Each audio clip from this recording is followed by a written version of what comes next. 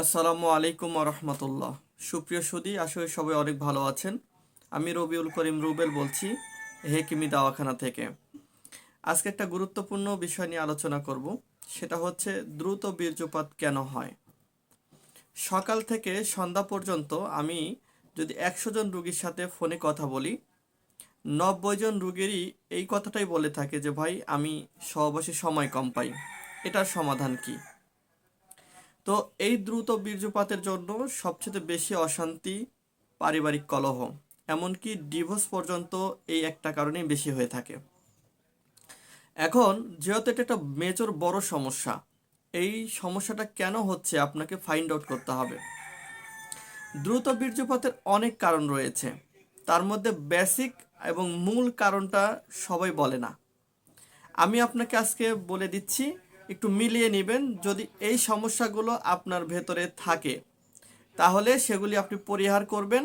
ইনশাল্লাহ আপনি এমনিতেই নর্মালি কোনো ওষুধ ছাড়াই আপনি ভালো পারফরমেন্স করতে পারবেন। দেখেন, দ্রুত বীর্যপাত যাদের হয় এদের প্রথম নম্বর একটা ভুল হচ্ছে এরা ভরা পেটে সহবাস করে। আমি অনেক রোগীর সাথে কথা বলি, তারা বলে যে ভাই, রাতে খাওয়া দাওয়া করে যখন ঘুমাতে যাচ্ছি তখন আমরা সহবাস করে ফেলি। তো ভরা পেট মানে হচ্ছে আপনি খাবার খেয়েছেন, পেটে খাবার হজম হচ্ছে, পেটটা গরম। আর পেটটা যখন গরম তখন আপনার সিমেন্স মানে স্পাম যেটা মাত্র উৎপাদন শুরু হয়েছে, জিনিসটা পাতলা। তো এই অবস্থায় যদি আপনি সহবাস করেন আপনি টাইম পাবেন না। আর এই ভুলটা বিশেষ করে যারা নবদম্পতি নতুন বিয়ে করছে, এই ভুলটা তারাই বেশি করে থাকে। আচ্ছা, এখন আপনি যদি বলেন যে ভাই না, আমি ভরা পেটে সহবাস করি না, আমি শেষ রাতে সহবাস করি। জি, নিয়ম হচ্ছে শেষ রাতে সহবাস করি, বিশেষ করে 3টার পরে। কারণ আপনি রাতের খাবার খাবেন, একটু ঘুমিয়ে নেবেন, আপনার খাবারগুলো পেটে হজম হয়ে গেল, একটা শক্তি উৎপাদন হলো, তখন আপনি সহবাস করবেন। কিন্তু এখানে একটা ভুল আছে, ভুল হচ্ছে এবং শেষ রাতে প্রস্রাব পায়খানা একটা বেগ থাকে। অনেকেই প্রস্রাব পায়খানার বেগটা নিয়েই সহবাস করে, ফলে তার দ্রুত বীর্যপাত হয়ে যায়। সে কারণ বুঝতে পারতে না। দেখেন, তাহলে কি করতে হবে? প্রথম রাতে সহবাস করা যাবে না, শেষ রাতে করবেন, কিন্তু আপনাকে প্রস্রাব পায়খানা করে এসে সহবাস করতে হবে। প্রস্রাব পায়খানা বেগ নিয়ে সহবাস করলে আপনি 100% সময় কম পাবেন।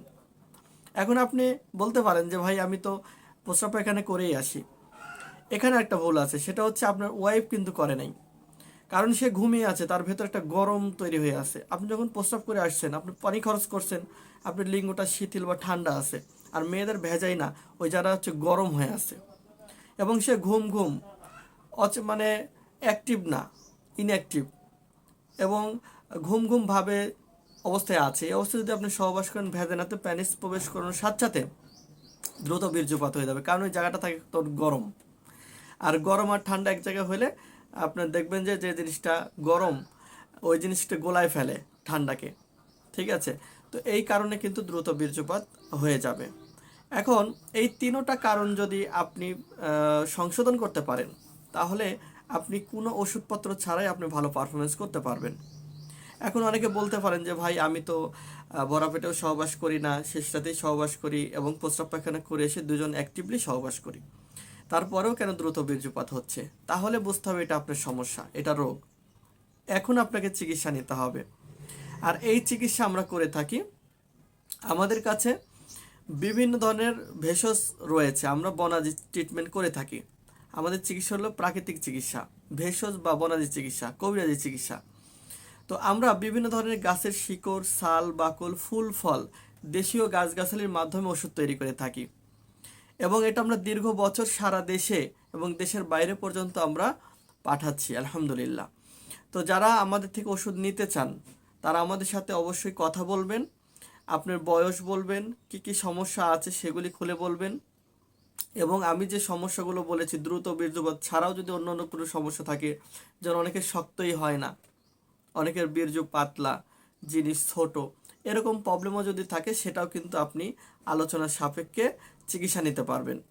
তো স্ক্রিনে দেওয়া নাম্বারে ফোন করবেন, ফোন করে আপনি অর্ডারটা করতে পারবেন। বাংলাদেশের 64 জেলায় আমরা কুরিয়ার সার্ভিসের মাধ্যমে হোম ডেলিভারিতে দিয়ে থাকি। আপনি পণ্য হাতে পেয়ে টাকা পরিশোধ করতে পারবেন। তো জানি না ভিডিওটি কেমন লেগেছে। সবাই ভালো থাকবেন, সবাই সুস্থ থাকবেন।